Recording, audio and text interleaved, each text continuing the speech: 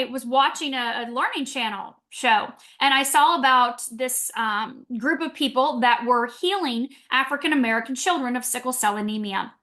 And they were doing that with cord blood. So when you have the baby, there's the placenta and there's the cord that connects the mom and the baby. They were using that cord blood to heal these children. Now I thought, what is cord blood?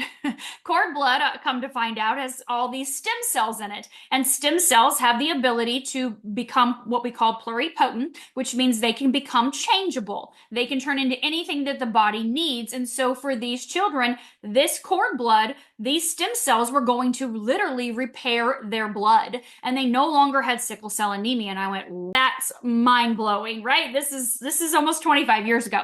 And so they go on to talk about the long-term potential benefits for heart disease and diabetes and Alzheimer's and dementia and cancer and any type of, issue health-wise that people would have. If they had this cord blood, they could give that to them, and that could help heal their body. And I thought, wow, that sounds like something I would be interested in. Well, believe it or not, the next week I get a postcard in the mail.